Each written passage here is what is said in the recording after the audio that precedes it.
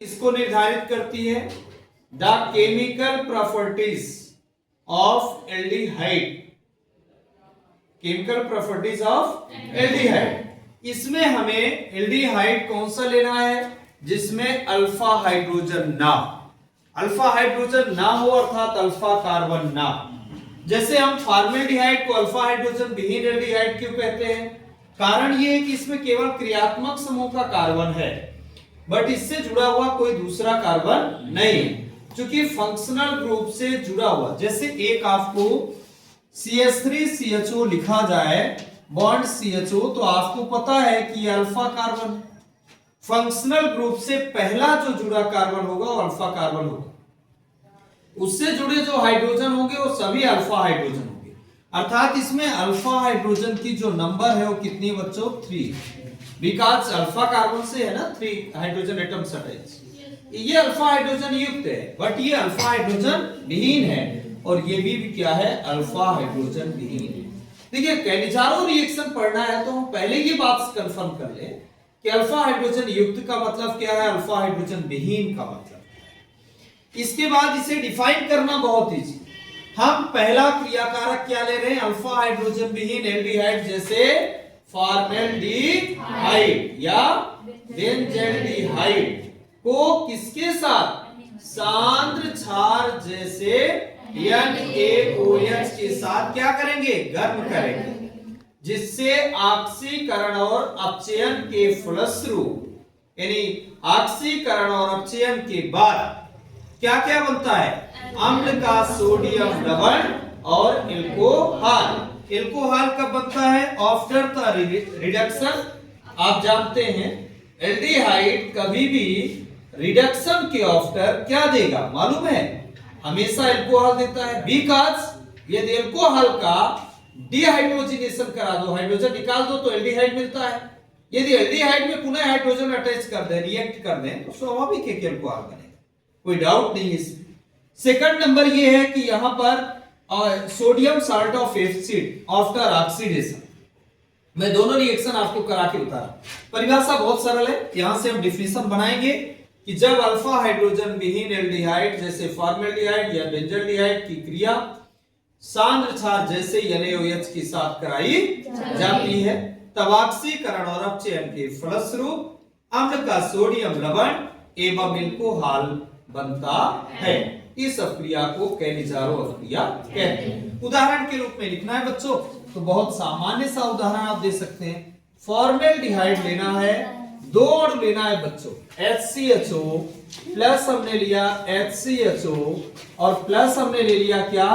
NaOH, sodium hydra oxide. हम ये कहते हैं कि भैया इसका क्या हो जाएगा? ऑक्सीडेशन होगा पहले वाले का, और दूसरे वाले का हम समझते हैं क्या हो जाएगा? रिडक्शन हो जाएगा, मतलब अपचयन हो जाएगा। तो भाई इसको थोड़ा सा हम अलग अलग पहले करके आपको बताएं, पहले आप समझिए। ए नंबर में थोड़ा सा इसको अलग करके यदि हम देख लें तो ज्यादा बेहतर समझ में आएगा। इसको ऑक्सीडेशन का मतलब क्या होता है? एडिशन ऑफ ऑक्सीजन, राइट ना? तो ऑक्सीजन से रिएक्ट किया एल्डिहाइड, ऑक्सीडेशन के आफ्टर क्या देते हैं? अम्ल देते हैं कि नहीं देते? भाई अम्ल, और बताया था ना कि एल्डिहाइड किसके व्युत्पन्न है? भाई अम्ल से ही आप इसको बना सकते हैं। जैसे नामकरण आप कर रहे थे तो उस समय मैंने समझाया था, एक ऑक्सीजन हटा दो HCHO मिल जाएगा, मतलब CHO ग्रुप मिल जाएगा। तो भाई वो एक जोड़ दो तो क्या मिलेगा? कार्बोक्सिलिक अम्ल मिलेगा। कुछ कॉमन चीजें रहती है बच्चों, रटने वाली बातें नहीं रहती। ऑर्गेनिक से डरना नहीं है, ऑर्गेनिक को समझना है। थोड़ा सा समझने पर बहुत सारी बात आती है। यदि उससे ऑक्सीजन हटाया तो इसका मतलब पहुंच गया एल्डिहाइड में, ऑक्सीजन जोड़ा उन्हें पहुंच गया कार्बोक्सिलिक अम्ल।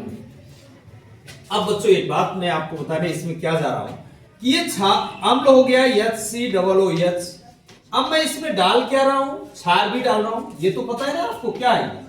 ये बेस है। बेस का मतलब क्या होता है? क्षार। इसको हमने इसमें डाला सोडियम हाइड्रोक्साइड, तो आपको पता है ना साल्ट और वाटर बनता है, वाटर में ही ये डिसॉल्व रहेगा, तो अर्थात साल्ट क्या बनेगा? HCOO।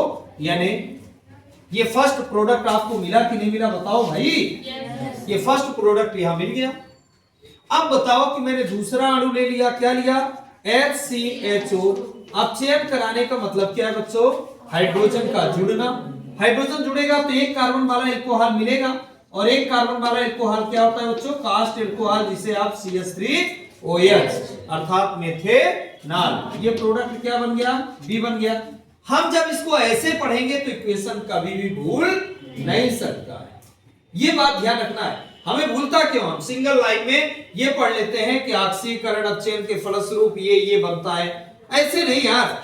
कहां बन रहा, कैसे बन रहा, क्यों बनेगा, ये नॉलेज होना चाहिए। यहां हमने अम्ल लिया और ये क्या लिया, क्षार लिया।